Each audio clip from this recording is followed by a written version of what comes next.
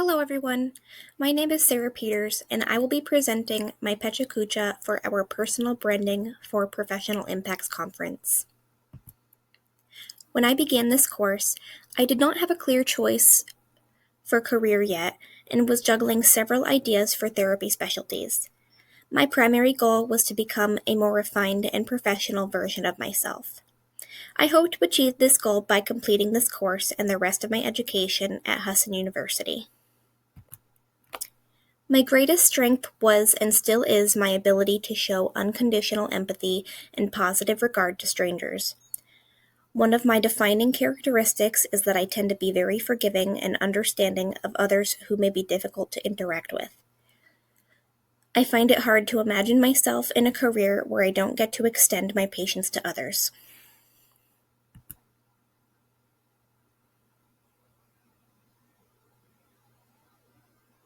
I knew coming into this course that I needed to focus on improving my time management skills more than any others. I have been working on introducing small ways to better plan my academic schedule, such as creating a detailed calendar for my responsibilities.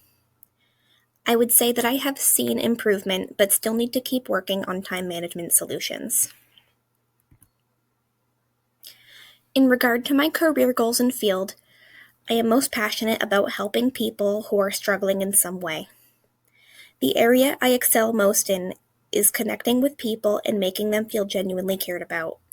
So this aspect of my field is significant in my attraction to it. I am also very excited to see how I develop in my interpersonal skills throughout my academic and professional career. My favorite thing about being part of a patient care team is sending patients off in significantly better condition than they arrived. It makes the more heartbreaking parts of the job worth the pain. Giving someone care when they need it most is the most rewarding thing I've ever done. I have also seen growth in my social skills as time passes while working in a role that requires so much interaction.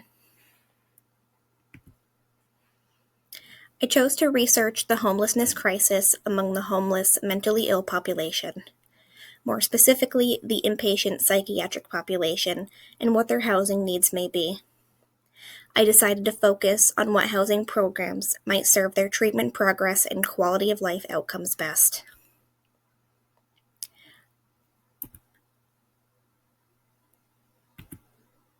I chose this topic because it is important to me that people do not needlessly suffer. For housing to be available but only on a conditional basis feels wrong to me. The conditions requested by Treatment First programs are not easy to meet for someone recovering from a mental health crisis. These conditions include sobriety and being housing ready.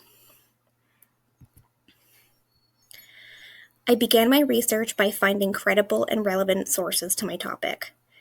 The process for researching generally includes scanning the abstract for information that may add value to what I already have, and then reading its introduction and conclusion to decide if I'd like to spend more time reading the body of the article.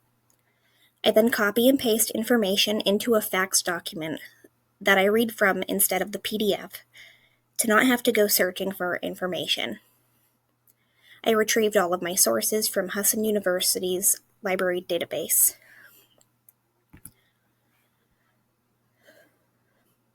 One of my successes is that I collected an abundance of information during my research process. There were plenty of articles to select from, and I think that I chose good resources. A setback I encountered was realizing that I had researched subtopics that I would ultimately decide against incorporating into my proposal for the sake of keeping my research focused. My favorite part of completing any research project is accumulating new knowledge. A large motivator for researching this topic was to understand better the problems my patients face and find out what options are available to them. That made this proposal more meaningful and helped keep the focus on patient outcomes. I love that I am able to expand on real problems I see using my assignments. My research question is, what method of providing housing to homeless individuals transitioning out of inpatient psychiatric hospitals is most effective for their long-term success?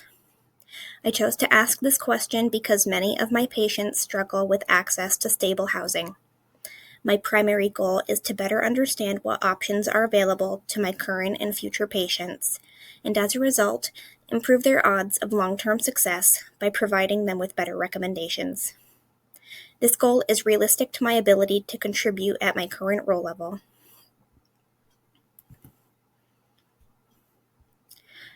Housing First is a program that is unique in providing permanent housing immediately and without readiness requirements. An alternative approach to providing housing is Treatment First.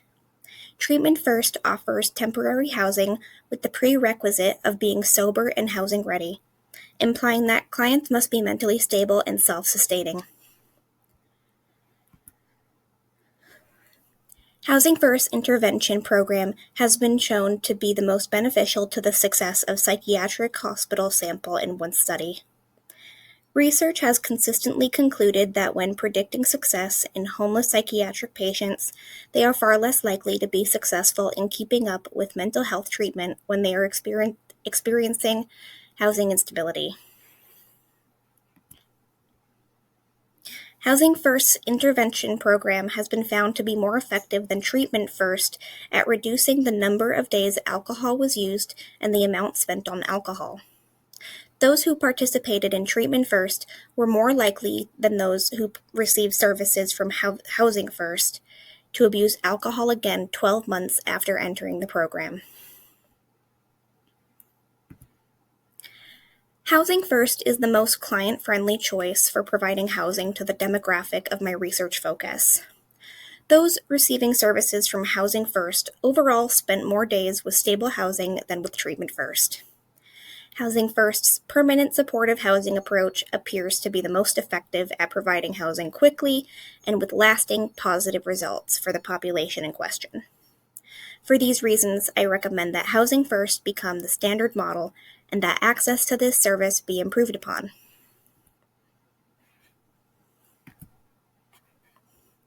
From this course, I have gained an improved awareness of both my weaknesses in my research process and of my errors in writing and formatting. I also feel I've gained some confidence in myself and my work.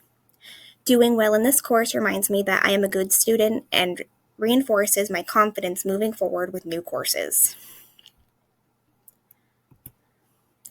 This course inspired me to select the Center for Grieving Children as my volunteer experience for my community service requirement. It has also helped to form a realistic timeline for my community service completion. I feel this is going to be an experience that challenges me to develop the social skills I'll need to be more sensitive to those I work with. I am excited to carry my experiences from this course and my prospective volunteer experience into my career.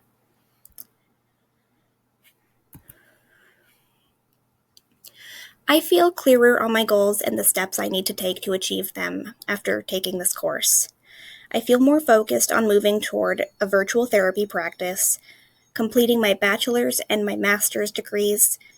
I also am aware of the state requirements I'll need to complete, including 3,000 hours of supervised clinical experience, passing the prescribed board examination, and completing 12 hours of coursework on intimate partner or family violence.